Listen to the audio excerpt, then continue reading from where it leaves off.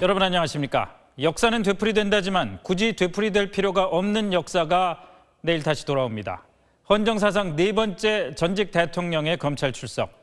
박근혜 전 대통령이 파면 10하루 만에 내일 검찰에 나갑니다. 파면된 전직 대통령으로는 처음입니다. 박 전 대통령 측은 출석에 앞서서 준비한 메시지를 밝힐 거라고 오늘 공식적으로 전했습니다. 무슨 말을 할까요? 윤나라 기자가 보도합니다.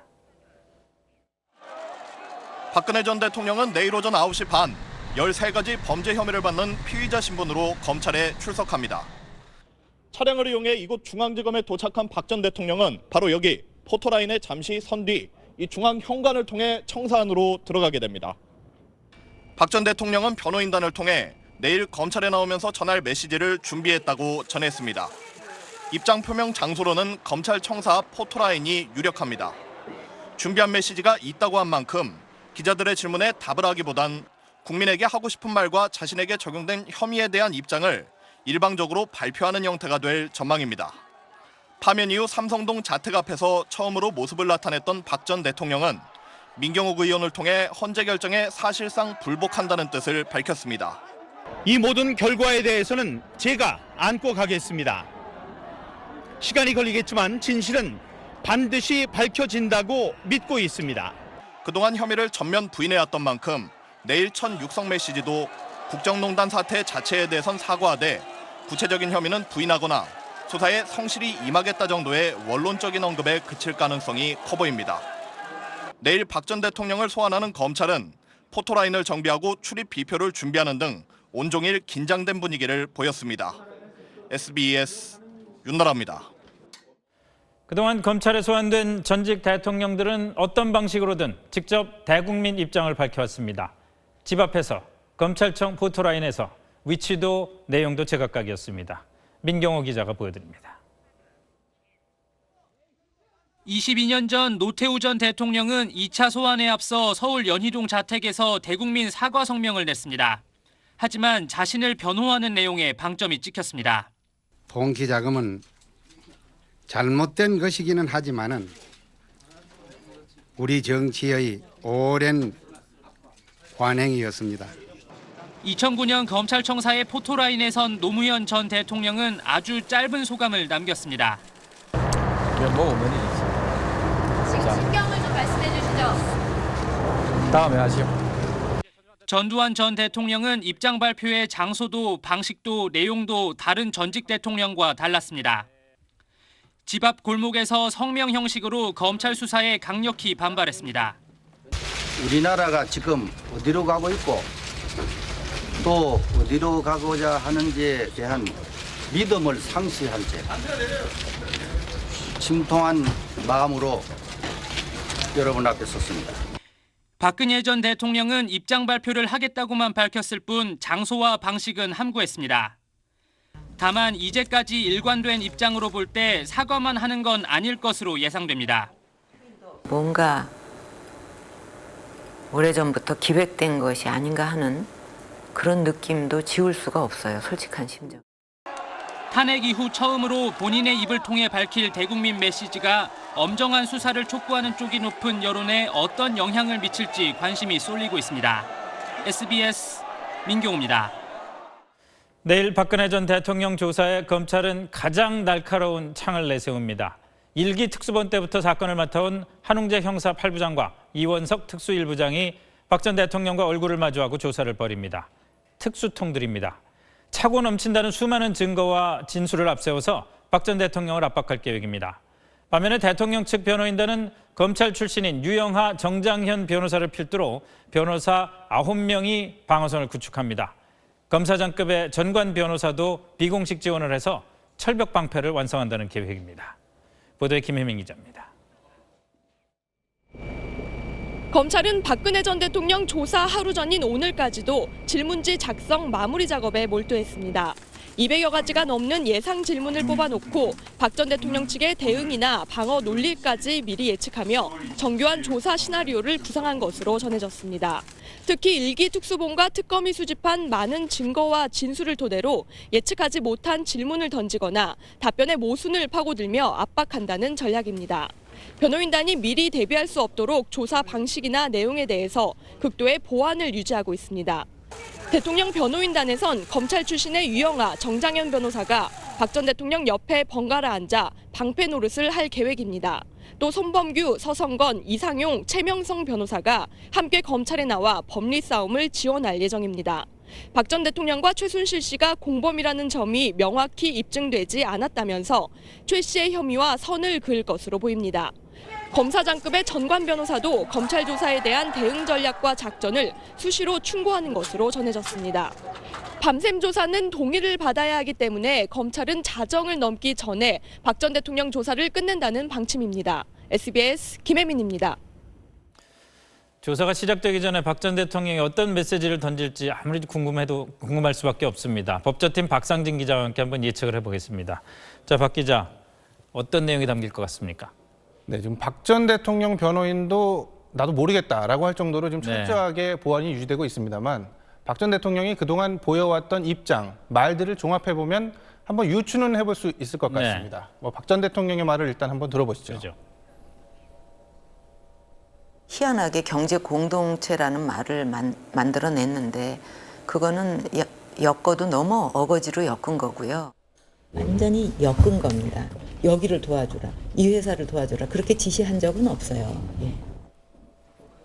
네, 지금 들어보셨듯이 최순실과의 관계 그리고 뇌물수수 등 혐의에 대해서 전면 부인하고 있죠. 요지는 엮였다네요. 네, 그렇습니다. 그러면 앞으로 내일 보여줄 메시지도 결국에는 나는 결백하다.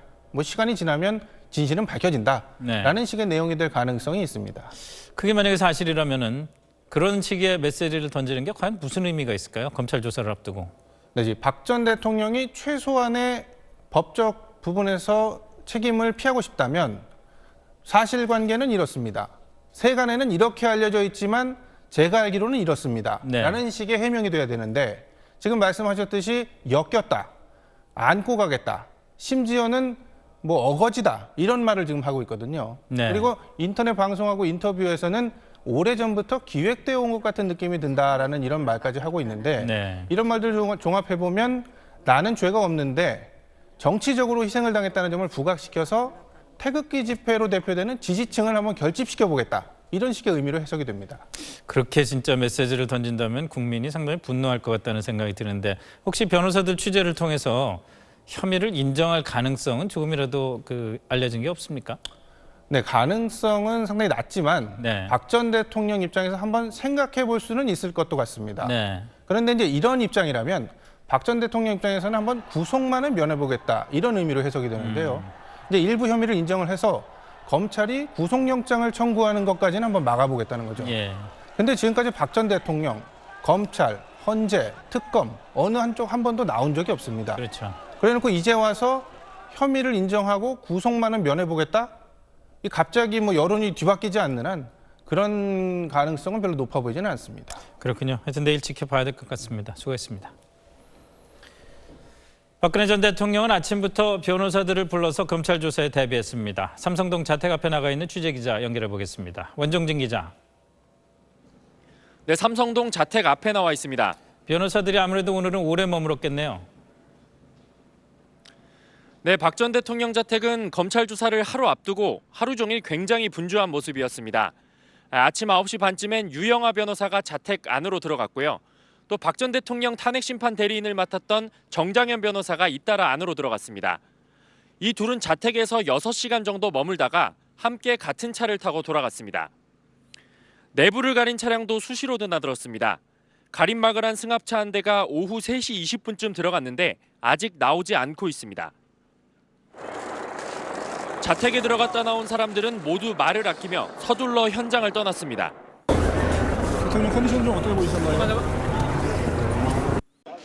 조금 전인 저녁 7시에는 윤전추 전 행정관이 빠른 걸음으로 자택 안으로 들어갔습니다. 자택 주변에선 박 전 대통령 지지자들의 집회가 잇따랐습니다. 삼성 이동주민센터 앞에서 열린 탄핵 무효 집회에선 한 여성이 머리에 헤어롤 2개를 감고 나와 이정미 전 재판관을 조롱하는 발언을 하기도 했습니다. 또 박근혜 지킴이 결사대 100여 명도 기자회견을 갖고 검찰도 헌법 파괴 세력이라고 강변했습니다. 오전에는 근처 초등학교 학부모 70여 명이 학생들 안전이 우선이라며 자택 주변을 행진했는데요. 학부모들은 내일 박 전 대통령의 검찰 출석 시간이 등교 시간과 겹쳤다며 걱정했습니다. 지금까지 삼성동 자택에서 전해드렸습니다.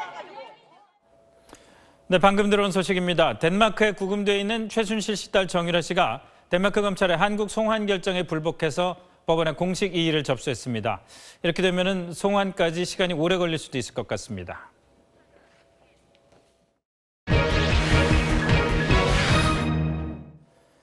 네, 방금 보신 삼성동 자택에서 자주 눈에 띄는 사람이 이영선 경호관입니다. 그런데 이 경호관이 하는 일을 보면은 경호원이라기보다는 비서 같다는 지적이 나오고 있습니다.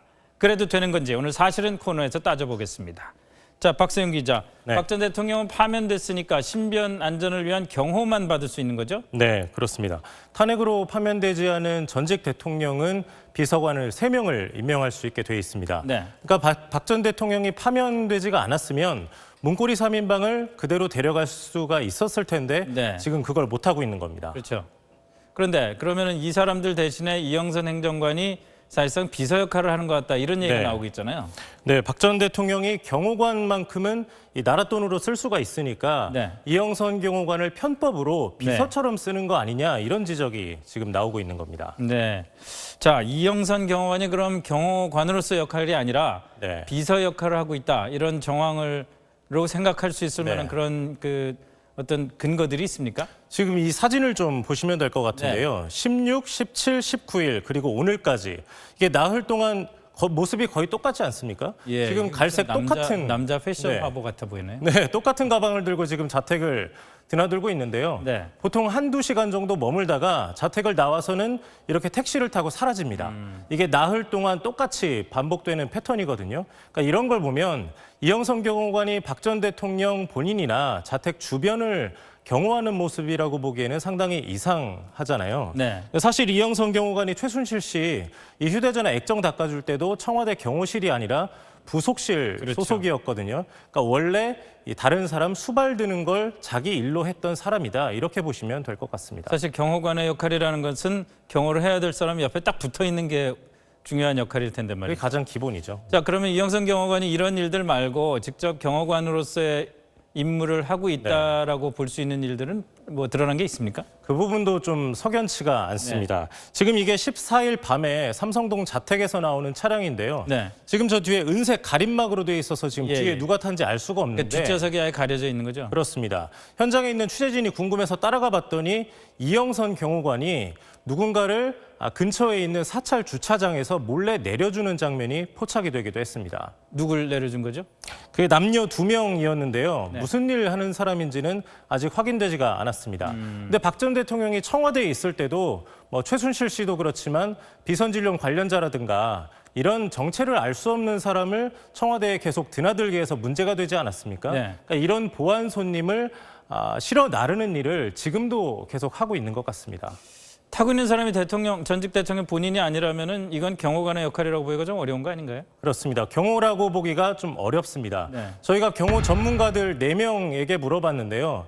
지금 여기 보시는 그 교수 이 2분을 포함해서 4명 중에 3명이 저건 경호라고 볼 수가 없다고 답을 했고요. 이영선 경호관은 경호 일을 하는 게 아니라 사실상 박 전 대통령의 개인 집사 역할을 할 뿐이다라고 답을 했습니다. 그렇군요. 자, 그럼 다른 사람 얘기 하나 해보죠. 윤전추 행정관. 사실상 박 전 대통령을 모시러 삼성동으로 아예 들어간 것처럼 보이는데 네. 이 경우도 조금 문제가 있는 거 아닌가요? 네, 지금 휴가를 낸 상태인데요. 근데 네. 이것도 논란이 되는 게 이 윤전추 행정관이 지금 하루 이틀도 아니고 거의 열흘 가까이 휴가 처리를 하고 있거든요. 예. 조금 의심스러운 부분이 하나가 있습니다. 왜냐하면 현직이라고 하면 청와대를 자유롭게 드나들 수가 있는데 네. 사표를 내면 이게 안 되지 않습니까? 그렇죠. 그래서 내일 검찰 소환 조사를 앞두고 박 전 대통령 측이 청와대 문건을 확인한다든가 아니면 관저에 아직 정리를 못한 일이 있을 수가 있습니다. 그래서 이것 때문에 혹시 현직을 유지하고 있는 거 아니냐 이런 시각도 있습니다. 그 좀 지켜봐야 될 만한 일이네요. 네, 그렇습니다. 잘 들었습니다. 서울의 한 아파트에서 불이 났는데 60대 경비원이 주민들을 대피시키다가 쓰러져서 숨졌습니다. 텅 빈 경비실에 주민들이 가져다 놓은 감사의 쪽지와 국화꽃이 자리를 지켰습니다. 잠시 뒤에 전해드립니다.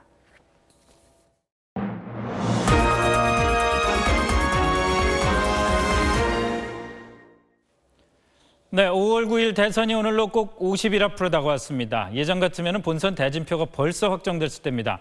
하지만 사상 첫 조기 대선의 빠듯한 일정 때문에 안개 속 구도에서 각 당의 경선이 한창입니다. 각 당 경선 상황과 승부처 그리고 남은 변수들을 한번 짚어보겠습니다. 정치부 김현우, 김용태 두 기자 함께했습니다. 자, 먼저 최종 대진표 이제 언제나 돼야 볼 수가 있을까요? 네, 당장 다음 주부터 경선 결과가 나옵니다. 자, 달력 보면서 말씀을 드리겠습니다. 다음 주 화요일 28일에 바른정당이 유승민, 남경필 두 사람 가운데 최종 승자를 결정합니다. 그리고 사흘 뒤인 31일에 자유한국당이 최종 경선 후보, 그러니까 승자를 결정하게 됩니다. 네, 달력을 한 장 넘겨보겠습니다. 4월 3일에 죽음의 저조 민주당 경선이 치러집니다. 문재인, 안희정, 이재명 3파전이죠. 만약 여기서 과반 득표가 안 나오면 8일에 결선 투표를 치릅니다. 이보다 앞서 4일에는 국민의당의 승자가 결정됩니다. 역시 안철수, 손학규, 박주선 3파전입니다. 자, 이건 뭐 숨가쁜 경선이라고 할 수밖에 없을 것 같은데 네. 결과는 코앞에 다가왔고요. 자, 그러면 승부처들 한번 짚어볼까요? 네, 이해하기 쉽게 각 당별로 쫓기는 자와 쫓는 자 이렇게 구분해봤습니다. 먼저 민주당 상황 보시죠. 문재인 대세론을 과연 안희정, 이재명 후보가 극복할 수 있느냐가 관심입니다. 당장 다음 주 초에 호남에서 첫 번째 순회 투표가 있습니다. 과연 여기서 문재인 대세론이 확인되느냐, 대세론이 흔들리느냐에 따라서 승부가 갈릴 겁니다. 문재인 후보가 군 복무 당시에 전두환 장군에게 표창을 받았다는 발언을 두고 후보 간의 난타전이 시작됐는데 이것도 따지고 보면 결국은 호남 민심 때문입니다. 이 대목은 정영태 기자가 자세히 설명하겠습니다. 발단은 어제 더불어민주당 경선 토론회에서 문재인 후보가 특전사 복무 시절을 얘기하다 꺼낸 이 말이었습니다. 전두환 장군 그때 그 반란군에 맞으면 이제 가장 우두머리였는데 제가 전두환 여단장으로부터도 표창을 받기도 했습니다. 광주를 찾은 문 후보는 5.18 유가족들로부터 항의를 받았습니다. 전사의 상을 받았단 말을 하겠어. 자세히 여기서 듣고 이라고. 일주일 뒤 첫 경선이 치러지는 호남 표심을 놓고 후보 간 공방으로 번졌습니다. 안희정 후보 측은 광주의 한을 이해하지 못한다. 전두환 표창 받은 게 자랑이냐며 호남에 사과하라고 공세를 폈습니다. 황당해하거나 조금 적절치 않았다고 생각하고 있는 당원들도 있는 것이 사실 아닙니까? 이재명 후보도 호남의 깊은 상처를 생각하면 신중치 못했다고 비판에 가세했습니다. 문 후보가 직접 반박에 나섰습니다. 표창을 받은 건 5.18 전이었다며 악의적인 왜곡이라고 반박했습니다. 인권 변호사로서 활동해온 그리고 또 광주와 함께 살아온 저에게 일종의 좀 모욕처럼 느껴진다. 문 후보 측 오거돈 부산 선대위원장이 부산 대통령을 만들 거라고 한 발언을 놓고도 안희정, 이재명 후보 측이 지역 감정 조장이라고 반발하는 등 공방이 격화되고 있습니다. SBS 정영태입니다. 네, 이번엔 국민의당 상황 알아보겠습니다. 국민의당은 이 안철수 후보를 손학규, 박주선 이 두 후보가 쫓고 있는 양상입니다. 현장 투표 80%와 여론조사 20%로 대선 후보를 정하는데 문제는 안철수 후보는 여론조사에서 대선 후보 적합도나 지지도 이런 걸 물어보자는 쪽이고 반대로 이 손학규 후보는 민주당 후보와 한번 가상 대결을 해보자 이런 입장이기 때문에 당분간은 이 룰을 두고 신경전이 좀 이어질 것 같습니다. 네, 자유한국당 상황도 이어서 보도록 하겠습니다. 조금 전에 홍준표, 김진태, 이인재, 김관영 이렇게 4명을 최종 후보로 발표를 했습니다. 물론 득표수는 아닙니다만 유일한 비박계 홍준표 후보를 친박 핵심 김진태 후보가 뒤쫓고 있는 양상입니다. 그래도 친박이 후보가 돼야지 하고 이 3명이 힘을 합칠지 그리고 전체의 50%를 차지하는 당원 투표에서 친박계 조직력이 얼마나 영향력을 발휘할지가 관건입니다. 네, 다음은 바른정당 쪽 상황도 알아보겠습니다. 바른정당에서는 이 보수 단일화가 뜨거운 이슈입니다. 즉 이 자유한국당 후보와 손을 잡을 수 있느냐 이걸 두고 유승민, 남경필 두 후보가 열띤 논쟁을 이어가고 있는데 특히 오늘 토론회에서는 이 박근혜 전 대통령 수사를 놓고 이 두 사람의 입장이 엇갈렸습니다. 오늘 토론회 내용 차례대로 들어보시겠습니다. 나라의 품격이나 이런 걸 생각해서 저는 수사, 기소는 재판받을 때까지 불구속으로 했으면 좋겠다. 법 앞에 누구든지 평등하다는 것을 보여줘야 합니다. 우리 사회는 돈 많고 권력 있는 사람은 법을 피해왔습니다. 근데 그럼 왜 탈당하셨어요? 아니 기본적인 질문입니다. 탈당은 그 자유한국당 안에서 개혁이 안 되니까. 근데 왜 또 손을 안 되니까 잡으시려고 탈당. 하냐는 거예요. 보수 후보 단일화의 뜻을 그렇게 좀 이해를 못 해주시면 아니 이해 못하는 게 제가 아니라 답답한데요. 국민들이 이해를 못합니다. 제가 말.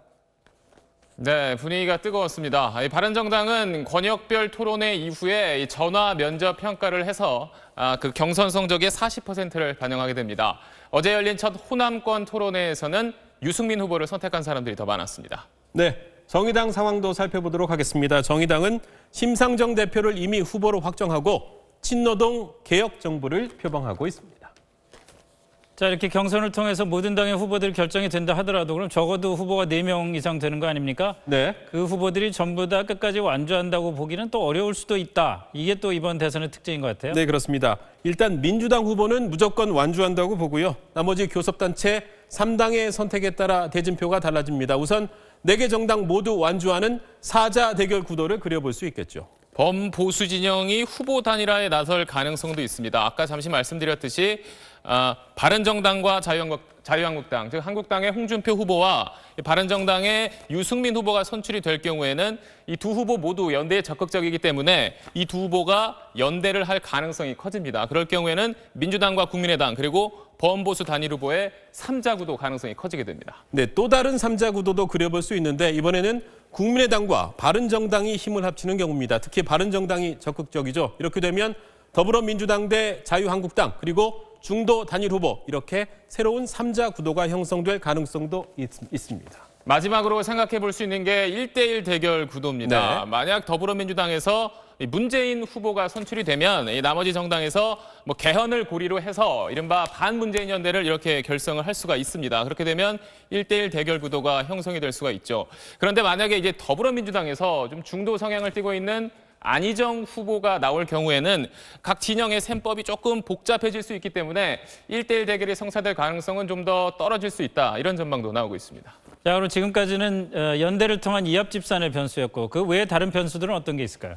일단 가장 먼저 생각해 볼 수 있는 게 내일부터 시작되는 박근혜 전 대통령 수사입니다. 박 전 대통령이 내일 아침에 어떤 메시지를 내놓을지 또 만약에 검찰 수사 결과 구속이 된다면 1심 재판에서 어떤 결과가 나오느냐에 따라서 보수층이 결집한다든지 아니면 선거판 전체가 요동칠 수도 있습니다. 또 다른 변수는 세월호 인양입니다. 이르면 이달, 늦으면 다음 달 초에 세월호 인양이 추진되는데 세월호가 모습을 드러낸다면 박근혜 정권 심판 목소리가 더 커질 때고 이것도 변수로 작용할 수 있습니다. 참 변수 많습니다. 잘 들었습니다. 경영 비리 혐의로 롯데그룹 총수 일가 5명이 나란히 법정에 섰습니다. 신격호 총괄회장을 비롯해 첫째 아들 신동주 전 롯데홀딩스 부회장, 둘째 신동빈 롯데그룹 회장, 그리고 구속 상태인 맏딸 신영자 롯데장학재단 이사장이 피고인으로 법정에 나왔습니다. 또 미스 롯데 출신으로 신 총괄회장과 사실혼 관계인 서미경 씨가 모습을 드러냈는데 36년 만에 처음 공식 석상이 나온 겁니다. 박하정 기자가 보도합니다. 가장 먼저 법원에 나온 건 그동안 검찰 조사에 응하지 않고 일본에 머물던 서미경 씨였습니다. 검찰 조사 왜 매번 불출석하셨나요? 오늘도 출두하지 않으면 구속될 수 있다고 재판부가 경고하자 연예계 은퇴 이후 처음으로 모습을 드러냈습니다. 뒤이어 나타난 신동빈 회장은 짤막한 한마디를 남겼고 심의로 기소드려 죄송합니다. 재판에서 손실이 임하겠습니다. 신동주 전 부회장과 아버지 신격호 총괄회장은 말없이 법정으로 들어갔습니다. 법정에선 롯데 총수 일가 5명은 횡령, 배임 등 혐의를 모두 부인했습니다. 특히 95살의 신격호 총괄회장은 여기가 어디냐고 몇 차례 질문을 던졌습니다. 회사를 내가 만들었고 주식도 100% 갖고 있는데 어떻게 나를 기소할 수 있느냐고 말한 뒤 먼저 법정을 떠났습니다. 아들인 신동빈 회장과 딸 신영자 이사장, 서미경 씨는 눈시울을 붉히기도 했습니다. 하지만 이내 서로에게 책임을 미뤘습니다. 신 총괄회장 측은 고령으로 회사의 구체적인 사업에는 관여하지 않았다고 주장한 반면 신동빈 회장과 신영자 이사장 측은 롯데시네마 매점 운영권 문제 등은 신 총괄회장이 직접 처리했다고 맞섰습니다. 매점 운영권을 차지해 부당이득을 본 것으로 알려진 서미경 씨 자신은 역시 매점을 빌려 운영만 했다고 주장했습니다. SBS 박하정입니다. 아버지와 함께 목욕탕을 찾은 8살 초등학생이 물에 빠져 숨졌습니다. 물을 빼던 탕에서 배수구에 발이 빨려 들어가며 벌어진 일인데 배수구 안전 철망만 있었어도 막을 수 있던 인재였습니다. JTBC 정원익 기자입니다. 정읍의 한 목욕탕입니다. 어젯밤 10시쯤 8살 이모군은 아버지와 함께 이곳을 찾았습니다. 아버지가 몸을 씻는 사이 이군은 1m 깊이의 온탕에 들어갔다가 순식간에 배수구에 발이 꼈습니다. 영업 마감을 1시간가량 앞두고 직원이 미리 물을 빼기 위해 배수구를 열어놨기 때문입니다. 거센 수압 탓에 지름 8.5cm의 배수구에 허벅지까지 빨려 들어간 이군은 40여 분 만에 구조됐지만 결국 숨졌습니다. 그대로 발이 빨려 들어가면서 그놈이 이제 막아붙은 거지. 근데 물이 들어가서 그 수압에 이제 빼도 안 빠져. 탕에 물을 뺄 때는 손님들을 모두 내보내야 하지만 목욕탕 측은 이를 지키지 않았습니다. 이 같은 사고를 막기 위해 배수구에 설치하는 안전 철망도 없었던 것으로 확인됐습니다. 종업원이 영업이 끝나는 시간에 손님이 없을 때 물을 빼든가 이 배수구에 안전 철판이 있었으면은 발이 안 빠졌을 판인데 지금 그것을 설치 안 된 상태에서 물이 배수구에 빠니까. 경찰은 과실치사 혐의로 목욕탕 종업원 40살 김모 씨와 주인 56살 유모 씨를 불구속 입건했습니다. 어른들의 부주의가 또다시 소중한 어린 생명을 앗아가는 인재로 이어졌습니다.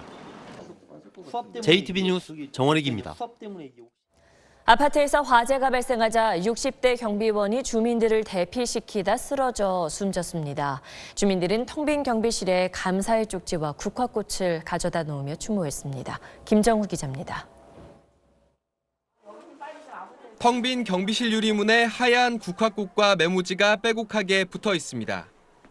정성 들여 쓴 편지부터 삐뚤빼뚤한 글씨체의 초등학생 편지까지 하나같이 주민을 대피시키려다 숨진 경비원 아저씨에 대한 추모와 감사의 마음이 담겨 있습니다. 서울 노원구의 한 아파트 지하 1층 기계실에서 불이 난 것은 지난 18일 오전 9시쯤. 불이 아파트 내부로 옮겨 붙지는 않았지만 환풍구를 통해 연기가 확산하고 정전으로 엘리베이터도 정지된 다급한 상황. 아파트 경비원 60살 양모 씨는 대피하라고 외치며 15층 아파트 계단을 뛰어오르기 시작했습니다. 여러 차례 아파트를 오르내리던 양 씨는 호흡곤란 증세를 보이며 9층 계단에 쓰러졌고 병원으로 옮겨졌지만 끝내 숨졌습니다. 1년 전부터 이 아파트에서 일해온 양 씨는 평소 심장질환을 앓았던 것으로 알려졌습니다. 짧은 인생에 이렇게 가셨지만 형님이 그래도 모든 사람들한테 좋은 일 하다가 이렇게 생명을 구하다가 돌아가셨으니까 그 영원히 기리면 좋겠고. 양 씨의 노력으로 아파트 주민 60여 명은 무사히 대피했습니다. 굉장히 좀 열심히 주민들을 위해서 일해 주시고 참 정이 많이 갔던 분이에요. 다른 경비들보다 참 열심히 사신 분이에요. 아파트 주민들은 숨진 양 씨를 추모하기 위해 경비실 안쪽에 작은 추모 공간을 만들었습니다. SBS 김정우입니다. 브라질은 좋은 축산 환경을 가진 육고기 수출 강대국이어서 닭고기 생산량은 세계 2위, 수출량은 세계 1위입니다. 그런데 브라질의 대형 육가공 업체들이 썩은 고기를 마구 유통했다 적발됐습니다. 공무원들 묵인 아래 유통기한을 마음대로 늘리고 상한 냄새를 감추려 독한 약물까지 사용했습니다. 이런 닭고기가 국내에도 대량으로 수입됐습니다. 먼저 김정기 기자의 리포트 보시고 국내 소비자에게 피해는 없는지 짚어보겠습니다. 브라질의 대형마트 육류 매장에 가면 BRF와 JBS라는 업체의 이름을 곳곳에서 볼 수 있습니다. 국내 판매뿐만 아니라 수출량에서 세계 최대를 자랑하는 브라질의 대표 육가공 업체들입니다. 그런데 이 업체들이 유통기한이 지난 썩은 고기를 팔아오다 경찰에 적발됐습니다. 유통기간을 3년이나 넘긴 것도 있었습니다. 종이 박스를 갈아 넣어 무게를 늘리고 금지된 화학물질을 사용하기도 했습니다. Determinados produtos cancerígenos até em alguns casos para poder maquiar as características físicas do produto estragado. 이들이 유통시킨 고기에선 식중독 세균인 살모넬라와 함께 발암 물질까지 무더기로 검출됐습니다. 특히 이 업체들이 공무원들에게 뇌물 건네 위생 검사를 피하고 이 돈이 현 집권당의 정치 자금으로 흘러 들어간 게 포착돼 브라질 사회가 발칵 뒤집혔습니다. 지난해 우리나라 닭고기 수입량의 80% 이상이 브라질산인데 이 가운데 절반은 적발된 BRF 제품입니다. 이 때문에 브라질산 썩은 닭고기가 국내에도 유통될 수 있다는 우려가 나오고 있습니다. SBS 김정기입니다. 유덕기 기자 나와 있습니다. 닭튀김 가지고 나오셨네요. 브라질산인가요? 네, 그렇습니다. 닭강정과 순살 튀김인데요. 동네나 길거리에서 사서 간식이나 술안주용으로 종종 드실 겁니다. 네. 브라질산 닭고기는 가슴살 같은 살코기를 위주로 한국에 주로 수입되고 있는데요. 이런 뼈 없는 튀김이나 너겟류에서 비교적 값이 싸다 하면은 브라질산이 사용됐다 생각하셔도 무방합니다. 네, 뼈 없는 순살 치킨 같은 것도 포함되는 거죠. 네, 그렇습니다. 이제 브라질산 닭고기인지 확인하는 분들이 참 많으실 텐데 국내산과 어떻게 구별을 할 수 있을까요? 네, 겉으로 봐서는 쉽지 않습니다. 하지만 매장 메뉴판이나 포장지 그리고 제조사나 프랜차이즈사 인터넷 홈페이지를 보시면은 브라질산인지 원산지를 확인을 쉽게 할 수 있고요. 참고로 한 마리 통째로 사용되는 구이 통닭이나 삼계탕용으로는 사용되지 않습니다. 그렇군요. 그런데 지금까지 수입 닭고기의 80%가 브라질산이었던 만큼 혹시나 이 상한 고기, 약품 들어간 고기 먹지는 않았을까 걱정이 되는데요. 네, 일단 브라질산 닭고기가 어떻게 들어오는지 컴퓨터 그래픽 보시면서 설명해 드리겠습니다. 일단 농식품부에서 서류 검사와 함께 수입품에 대한 유관 검사를 진행합니다. 그다음 식약처에서 항생제나 다이옥신이 들어있는지 아니면 살모넬라균에 오염된 게 있는지 또 정밀 검사를 하게 되는데요.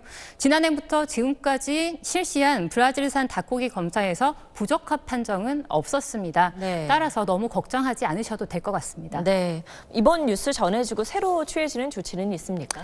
네, 일단 브라질산 닭고기에 대한 불안감이 높아지다 보니까 이번에 문제가 된 BRF사 제품에 한해서 일단 잠정적으로 유통 판매 잠정 중단 조치가 내려졌습니다.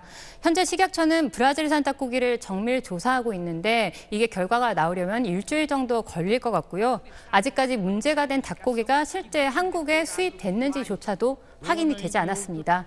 따라서 앞으로 어떻게 진행되는지는 조금 더 지켜봐야겠습니다. 네, 잘 들었습니다. 반려동물 키우는 집이 450만 가구를 넘어섰습니다. 일부에서 벌어지는 동물 학대 행위도 근절되지 않고 있어서 지난해 버려진 반려동물 숫자만 9만 마리에 이릅니다. 동물 함부로 다루지 못하도록 관련 법이 개정됐습니다. 노유진 기자입니다. 강아지 한 마리가 눈도 제대로 뜨지 못하고 뒷다리를 절룩거립니다. 안구는 파열됐고 골반뼈는 부러졌습니다. 주인은 강아지를 발로 차고 때리면서 지속적으로 학대했습니다. 지금까지는 동물을 학대해도 솜방망이 처벌에 그쳤지만 내년부터는 달라집니다. 2년 이하의 징역이나 2천만 원 이하 벌금에 처해집니다. 상습적으로 동물 학대 행위, 금지 행위 등을 위반한 경우에는 가중처벌하도록 하였고 동물 학대의 온상이 됐던 이른바 반려동물 공장도 달라집니다. 동물 생산업을 신고제에서 허가제로 바꾸고 좁고 더러운 장소에서 무분별하게 번식시키면 처벌합니다. 좁은 케이지에 가두고 평생 동안 그 안에서 새끼만 낳게 하는 이런 일들이 계속 진행된 것들이 동물들한테는 극심한 스트레스이기 때문에 기르던 동물을 함부로 버려도 엄하게 책임을 묻습니다. 300만 원 이하 과태료를 물어야 합니다. 목줄을 하지 않아 다른 사람에게 공포감을 주거나 배설물을 치우지 않는 행위를 신고하면 포상금을 받을 수 있도록 했습니다. 이렇게 바뀐 동물보호법은 내일 공포돼 1년 뒤부터 시행됩니다. SBS 노유진입니다. 북한이 신형 고출력 엔진 연소 실험 성공을 주장하면서 공개한 사진들을 지금 보고 계십니다. 눈길을 끈 사진 하나가 있는데 김정은이 전에 없이 환한 표정으로 과학자를 업어주는 바로 이 장면입니다. 북한은 이 파격적인 행동을 관영 언론을 통해서 공개했는데 북한에 대한 전략적 인내 종말을 선언한 미국을 조롱한 거다. 이런 해석도 나오고 있습니다. 자, 이제 관심은 미국이 언제 어떤 채찍을 꺼내들 것인가 이겁니다.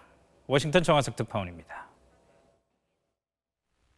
북한이 역사적 사변이라며 미사일 엔진 실험을 공개한 지 하루 뒤 트럼프 대통령은 북한과 김정은 노동당 위원장이 매우 나쁜 행동을 하고 있다고 비난했습니다. At meetings on North Korea, he's acting very, very badly. I will tell you, he's acting very badly. 지난주 한중일 3국 순방 당시 틸러슨 국무장관의 대북 강경 발언들. Let me be very clear. The policy of strategic patience has ended. 여기에 대한 북한의 맞불로 해석한 겁니다. 강경해질 트럼프 정부의 대북 정책은 이르면 이달 말쯤 공개됩니다. 선택 가능 범주는 크게 두 가지로 군사 옵션 검토와 압박의 질적 강화입니다. 뉴욕타임스는 미국의 대북 군사 옵션을 미사일 발사대 단발 공격이나 핵 미사일 시설 공격 아니면 전쟁 이렇게 세 가지로 분류한 뒤 이 모두 수행이 쉽지 않거나 문제를 더 키울 수 있다고 경고했습니다. 압박의 질적 강화를 위해선 중국의 적극적 역할이 필수적이지만 이 또한 지난주 미중 외교장관 회담에서 가시적 성과를 내지 못한 상태입니다. 이에 따라 북한 제재 압박에 열쇠를 진 중국이 어느 정도 역할을 할지는 다음 달 초 예정된 미중 정상회담 이후에나 가늠해 볼 수 있을 것 같습니다. 워싱턴에서 SBS 정화석입니다. 악성 바이러스는 PC나 휴대폰만 감염되는 걸로 잠시 착각을 하고 있었는데 당연히 아니었습니다. 급히 현금 필요할 때 자주 이용하는 ATM기, 현금 지급기가 악성 코드에 감염돼서 개인정보가 줄줄이 유출됐습니다. 금융당국이 조사에 나섰습니다. 정혜경 기자의 보도입니다. 최근 이용이 늘고 있는 ATM, 현금 인출기입니다. 주로 편의점이나 지하철에 설치된 이들 ATM은 금융회사가 아닌 부가가치 통신망 사업자가 운영합니다. 국정원은 이달 초 한 사업자가 운영하는 특정 기종의 ATM에서 악성 코드를 이용한 사이버 공격의 흔적이 나타나 해당 업체에 통보했습니다. 일반 개인들이 아니고 이제 어떤 단체라든가 좀 강력한 힘을 가진 곳에서 침투를 한 건데 나름 보안 조치를 하고 있지만 중소기업이 조금 이제 힘에 붙이는 부분이 있습니다. 문제가 된 ATM 기기는 전국에 63대. 금융당국과 경찰은 2,500여 건의 카드 정보가 유출된 것으로 파악하고 있습니다. 해당 사실을 통보받은 일부 카드사들은 고객 카드를 정지하고 재발급을 진행하고 있습니다. 저희도 확인을 해보니 나간 거는 그쪽을 통해가지고 나간 거는 사실이고요. 금융당국은 해당 ATM 기기를 이용한 카드 사용자의 비밀번호까지 유출됐을 가능성이 높은 것으로 보고 있습니다. 실제로 이번에 유출된 정보로 타이완에서는 비밀번호가 있어야 가능한 현금 부정 인출 거래도 300만 원 정도 이뤄진 것으로 확인됐습니다. 금융당국과 경찰은 악성 코드 유포 경위를 파악하는 한편 추가 피해 사실이 있는지 조사하고 있습니다. SBS 정혜경입니다. 국내 저비용 항공사들이 국내선 요금을 잇따라 올리고 있습니다. 올해 다음 달 또 이후에 황금 연휴를 앞두고 여행을 계획하는 분들이 많은데 부담이 더 늘게 됐습니다. 이강 기자입니다. 김포공항의 저비용 항공사 탑승 수속장. 대형 항공사와 비교해 20% 정도 저렴한 운임에 이용객은 갈수록 늘고 있습니다. 서비스도 괜찮고 또 가격도 적당한 선에서 갈 수 있어가지고 그게 제일 매력인 것 같아요. 저렴한 요금이 장점이던 저비용 항공사들이 최근 경쟁적으로 요금 인상에 나섰습니다. 진에어가 주말과 성수기, 국내선 전 노선 운임을 3에서 5% 인상했고 제주항공과 티웨이 항공, 에어부산, 이스타항공도 이달 안에 국내선 운임을 최고 11% 올립니다. 이번 인상으로 유류 할증료까지 포함한 성수기 편도 요금은 김포 제주 노선의 경우 처음으로 10만 원을 넘게 됐습니다. 저가 항공의 메리트가 금액밖에 없다고 생각하는데 오르면 저희들 입장에서 굳이 저가를 이용할 필요성이 많이 없어질 것 같아요. 해당 항공사들은 지난 5년 동안 요금을 동결한 상황에서 수익성이 떨어져 어쩔 수 없이 요금을 인상했다고 주장합니다. 하지만 5월 초 황금 연휴를 앞두고 일제히 요금을 인상한 건 항공사 수익을 극대화하려는 것 아니냐는 곱지 않은 시선이 많습니다. 사드 갈등으로 중국 관광객 수요가 줄어든 상황에서 국내선 이용객들에게만 부담을 주는 것이란 비판도 나오고 있습니다. SBS 이강입니다. 닭고기, 쇠고기, 조기 이렇게 우리 식탁에 안 오르면 섭섭한 식품들 가격이 자꾸 오르고 있습니다. 먹고 살기 힘든 시절입니다. 손수욱 기자입니다. 서울의 한 대형마트. 급등세는 진정됐지만 지난해에 비해 90%나 오른 달걀 값은 여전히 부담스럽습니다. 너무 부담스럽죠. 왜요? 아이들이 먹어야 되는 거 제가 자주 접하는 건데 좀 줄였죠. 어른들은 못 먹고 아이만 먹이기도 하고. 이달 들어 학교 개학으로 급식 수요가 늘면서 달걀 값은 다시 들썩이고 있습니다. 7월 정도 되면 가격이 안정될 것으로 보고 있었는데 종계를 수입하는 스페인이나 미국에도 AI가 발생해서 좀 더 늦어질 걸로 보고 있습니다. AI와 구제역 여파에 닭고기와 쇠고기 값도 오르면서 지난달 축산물 산지값이 전달보다 5.7% 올랐고 가자미와 조기, 갈치 같은 수산물 가격도 상승세를 이어갔습니다. 이른바 밥상 물가의 상승으로 생산자 물가는 7달 연속 오르면서 2년 2개월 만에 최고를 기록했습니다. 물가 상승으로 지갑 열기가 부담스러워지면서 내수 회복도 더뎌질 전망입니다. 반드시 사야 되는 생필품을 중심으로 물가가 올라가게 되면 소비 심리가 더욱 위축되면서 내수 소비가 줄어들게 되는 중요한 원인이 될 수 있습니다. 소득은 늘지 않는데 물가는 오르고 이 때문에 소비를 줄여야 하는 악순환이 계속되면서 서민들의 삶이 점점 팍팍해지고 있습니다. SBS 손승욱입니다. 오늘까지 나흘째 고농도 미세먼지가 기승을 부리고 있습니다. 마스크 챙겨 쓰는 분들 늘고 있는데 어떤 마스크를 써야 할까요? 정구희 기자가 알아봤습니다. 마치 안개가 낀 듯 서울 도심이 뿌연 먼지에 갇혔습니다. 거의 유일한 대책은 마스크를 쓰는 것입니다. 아무래도 숨이 차고 조금 덥긴 한데 그래도 마스크를 꼈으니까 미세먼지는 걸러지겠지라는 그런 느낌? 미세먼지 가운데 절반 이상은 크기가 2.5 마이크로미터 이하인 초미세먼지입니다. 특히 자동차에서 배출되는 초미세먼지는 1 마이크로미터보다도 작습니다. 크기가 작을수록 몸속 깊숙이 침투하기 때문에 건강에 더 나쁩니다. 미세먼지 마스크의 성능은 1 마이크로미터 이하의 먼지를 얼마나 걸러내느냐에 달렸습니다. KF80 미세먼지 마스크는 1 마이크로미터 이하의 먼지를 80% 이상 걸러내고 KF94 마스크는 94% 이상 걸러내야 합니다. 서울시 보건환경연구원 실험 결과 식약처가 인증한 KF80 마스크는 1 마이크로미터 이하의 먼지를 80에서 94%를 걸러냈고 KF94는 96에서 100%를 걸러냈습니다. 일반 마스크는 미세먼지 차단 효율을 측정해 봤을 때 50% 이하의 효율을 갖고 있습니다. 따라서 미세먼지가 심한 날엔 인증된 마스크를 쓰는 게 좋습니다. 정구희 기자, 그러니까 인증받지 않은 일반 마스크는 별 효과가 없다는 거죠? 네, 중국에서 넘어오는 미세먼지 같은 경우에는 공장이나 자동차에서 나온 크기가 1 마이크로미터 이하인 초미세먼지입니다. 이런 초미세먼지들은 일반 마스크로는 제거해내기가 매우 어렵습니다. 시중의 마스크 종류가 워낙 다양한데 인증 여부가 크게 표시가 되어 있나요? 네, KF 마크라고 반드시 붙어 있는데요. 그 KF는 코리아 필터의 약자거든요.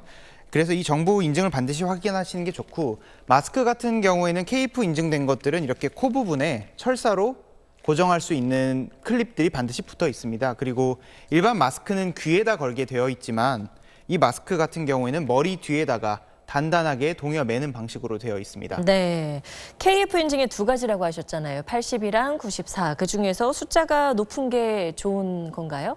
네, 숫자가 높을수록 무조건 미세먼지 제거 효율은 좋은데요. 필터가 워낙 촘촘해서 숨쉬기가 답답할 수 있습니다.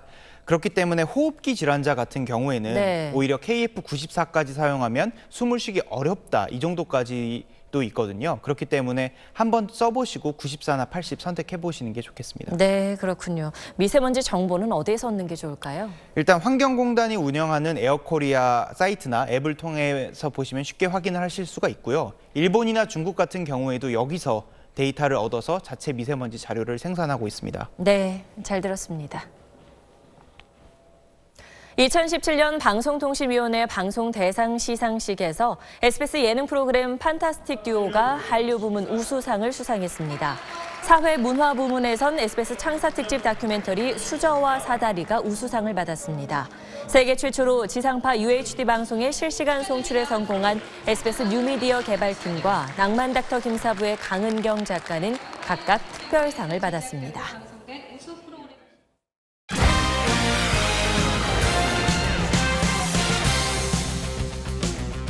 평창에서 열린 스켈레톤 월드컵에서 윤성빈 선수가 세계 최강 두크루스에 0.01초 차로 정말 아깝게 졌는데요.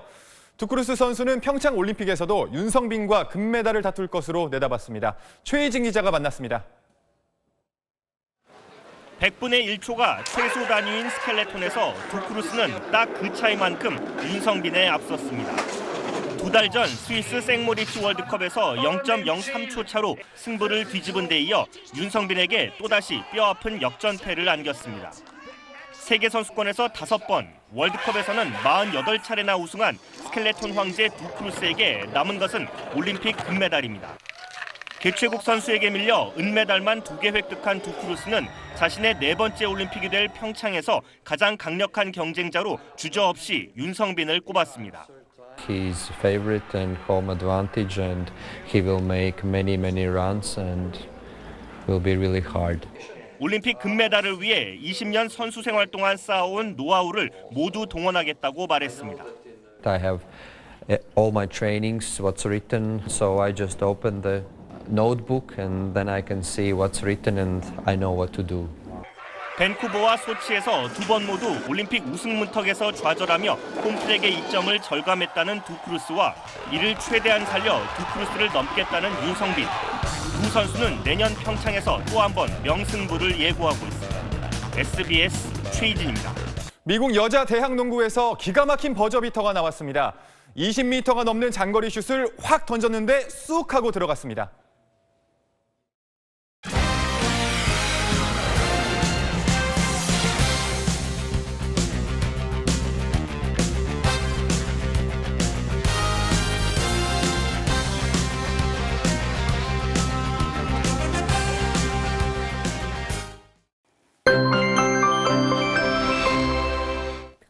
오늘이 절기춘분이었죠. 앞으로 봄의 기운이 더 완연해질 텐데요. 그런데 요즘은 밀려드는 미세먼지 때문에 부드러운 공기가 반갑지만은 않습니다. 내일은 오늘보다 좀 나아지긴 하겠지만 오전까지 중서부를 중심으로 미세먼지가 나쁨 수준을 보이겠고요. 오후부터는 깨끗한 공기가 유입되면서 점차 해소될 것으로 보입니다. 남부지방에 내리는 비는 내일 새벽까지 이어지겠습니다. 강원과 충북, 경북지방은 내일 낮까지 5mm 안팎의 비가 조금 내리겠습니다. 내일 봄바람이 불면서 약간 쌀쌀하게 느껴지는 곳이 있겠습니다. 서울의 아침 기온은 5도, 한낮 기온은 12도까지 오르겠습니다. 남부지방 광주의 낮 기온 12도, 대구 16도로 영남을 제외하고는 오늘보다 기온이 낮겠습니다. 이번 한 주는 맑은 날이 많겠고요. 전형적인 봄 날씨가 이어지겠습니다. 날씨였습니다.